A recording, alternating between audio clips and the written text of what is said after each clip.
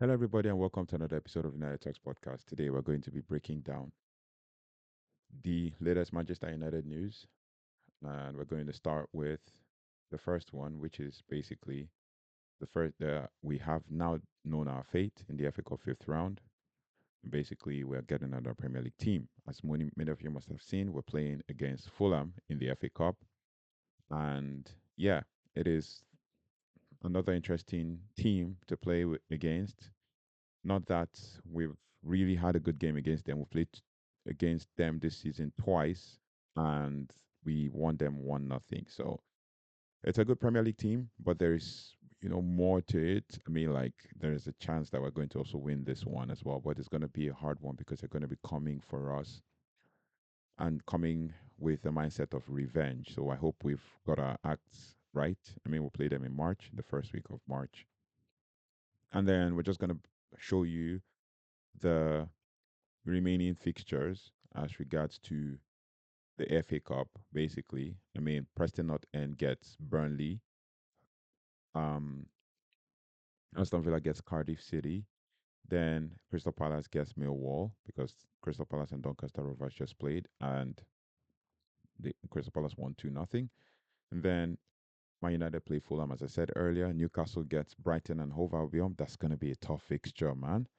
I mean, I'm going to watch that to see, it's a game of wits because Newcastle will be playing for another trophy after successfully getting to the final against Liverpool in the Carabao Cup, who are out of the FA Cup. So, and then we have Bournemouth versus Wolverhampton Wanderers, which is also going to be another interesting game to watch.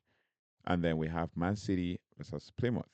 And I don't know why these noisy neighbors always get the easy ride in the FA Cup, and then we get the Premier League teams in the FA Cup. I wish they gave them some like Brighton or even like Crystal Palace or something. I don't know. Anyway, it is what it is.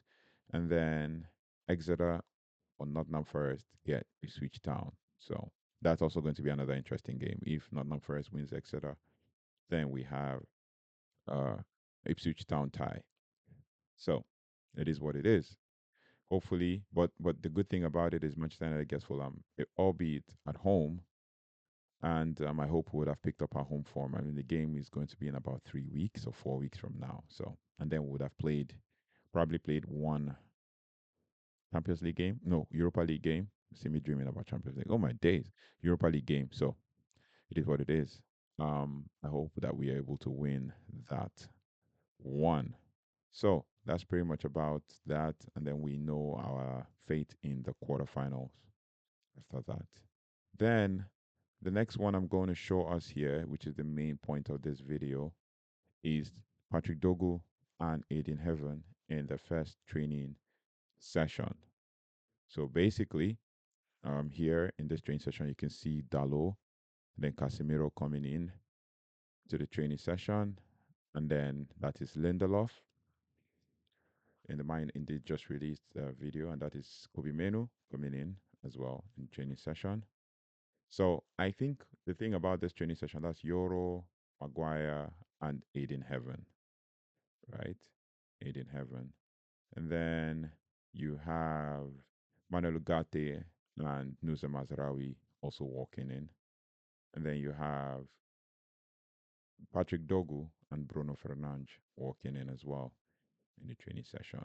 So what I can say in this is that um, my United, I think, released this video more like pretty late.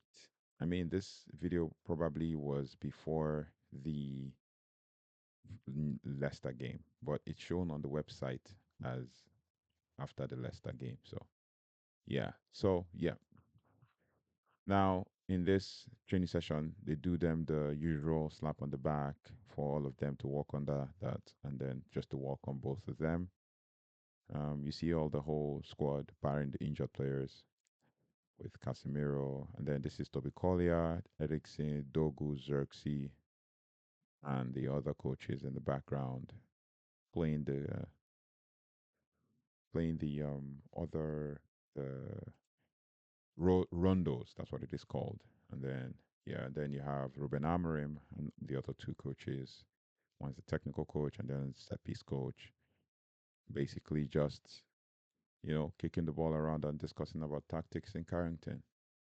So yeah, I I always like to watch these training sessions to tend to kind of like get a sense of the vibe in the squad. So then that's Ahmad and Aiden Heaven, right?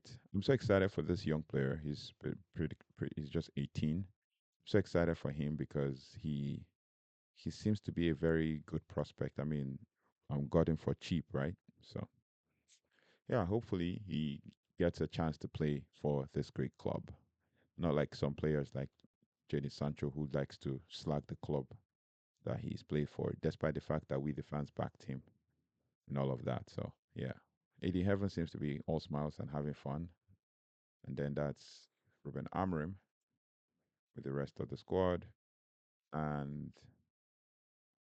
yeah, that's pretty much all about it. I mean, we can only bask in the fact that we're happy with the squad and we're happy with how they have built up, momentum and built up steam. So, in other news, what we can say with regards to what is going on is that some fans are said to have been Amorim out. And this is a disgrace. I mean, the big YouTube channels like them, Mark Goldbridge and all of that are calling them out. But there are some of the points that are being made that I don't completely agree with. The club does not sign players for, because that was one thing Mark Goldbridge said, or these are not his players. But the club does not sign players for the manager. The club signs players for the system, for the project. They sign project players, not for the manager, but players that the managers will approve of. Because Amarim said at one point that everything goes kind of through him. Like he has to have the final say. But at the end of the day, we have to be very realistic. If Amarim lives today, most definitely these players are still going to have to play under the next manager. So it is more like a system. The and the good thing about I like about Ruben Amorim signing as the head coach of this club is the fact that he has the final say. That's number one. That's a given. But also, he built the system on the foundation. So he said these are the foundations. Because I saw some people make some analytical points about the game against Leicester, where Alejandro Garnacho basically was playing as a winger, and I was like, nah, I just quickly like left that video because the guy is actually not saying what Ale is saying. Alejandro Garnacho has adapted his game, and the coach has also adapted the team for Alejandro Garnacho to also fit into that one of the 10 roles. He's not playing directly behind the striker. He's playing as a 10, same as Ahmad, who is also playing as a winger. Anytime Ahmad is playing as a 10, he has to have a fast player on the right, or the same with Garnacho, has to have a fast player on his left. So basically, if he has maybe um, Diogo Dallo, right? For example, and Ganacho is running. What happens is because of his instinct, Ganacho's first response is to go out wide and touch the line. What does the winger do? All the same, the winger also cuts in and becomes an inside wing back, right? Becomes an inside wing back. And they still work that way because Garnacho will still take on players at the edge of the box, but still will play back to the winger, play back to Bruno, play like if you see that it's a good dynamic to allow for players to adapt. And then we have on the other side, Amad Diallo. Amad Diallo also works pretty well playing either as a wing back or one of the two tens. When he's playing as one of the two tens, even if it's Dallo that is there, even if it's, for example, now Patrick Dogu that is there, they would either go out wide, overlap, or underlap. Same when Nusa Mazara was playing there, he was most times underlapping and coming to that inside half space near the edge of the box. But Ahmad will still take on players from the outside edge of the box. So it is very important that we, as Manchester United fans, try to understand the intricacies of this. I am not a professional. I might have gotten some certifications in coaching, but you can understand the intricacies of certain styles of play. And that is apparently what Ruben Amorim wants. He wants ball carriers in the squad. He also wants people who can retain the ball, and he also wants people who can take on players one on one. If you listen to his interview, there is his interviews. There is one theme that always reoccurs in his words. He always says one on ones. He talks about, oh, he's good in the one on ones. He's good in the one on ones, and he's talking about his 210s. Bruno Fernandes is good in his one on ones. Look at the player, especially like, okay, let's analyze this. In our first team squad, let's start from the back. Okay, so Andre Onana in goal, good with his feet, can play the ball long, can play short, can switch between center backs. Harry Maguire, ball carrier. Licha Martinez, although injured, ball carrier. Matthias Delict, ball carrier. Lenny Yoro, ball carrier. Okay, let's go to the mid. Let's go to the wing backs. Nusa Mazarawi, ball carrier. Diogo Dalo, ball carrier. Ahmad, ball carrier. Patrick Dogu, we haven't seen so much, but from the highlights we've seen from him, his time in Lecce, ball carrier. Same, Bruno Fernandes, ball carrier, and even passer as well. Manuel Ugarte, ball carrier. Kobe Menu, ball carrier, ball retention, right? So it all boils down to, and then the 210s, Alejandro Ganacho, ball carrier. If Ahmad's playing there, ball carrier. What's his name? Toby Collier, ball carrier, retention. Same thing. Joshua Zirkzee hasn't shown so much, but he looks like one is a ball carrier if you look at his highlights from Bologna. Same thing. What's his name? Rasmus Højlund hasn't shown so much as a ball carrier, but if he gets space, he can carry the ball. He can dribble, he can run. If he gets chances to do that, or gets put to him, maybe we're playing against the high line, ball carrier. What are we talking about? So these are, first of all, fundamentals. The player have got that. The players have got that. They've got the fundamentals. They can carry the ball, they can hold the ball, and all of that. We just need to be able to solidify our place in the team like a, because if you look at it, these players literally just started playing for Manchester United this season from the back. Lenny Euro, first few games I mean, he came back from injury. The only mainstays who have been in this squad since time immemorial. On Andre Onana, this is the second season. What's his name? Licha Martinez, third season. Bruno, I don't know, sixth season. Came in 2020, January, fifth season. What about Manuel Ugarte? First season. So these are players that Toby Collier barely played. First season, ideally, first full season. Last season didn't show he didn't play. This was supposed to be his season for him to break into the squad. So these are things that intricacies that we need to be very, very aware of. Most of these players, these are their first or second seasons. The rest basically mainstays. Alejandro Garnacho, third season or second season. I think his breakout season was last season, right? So what are we talking about?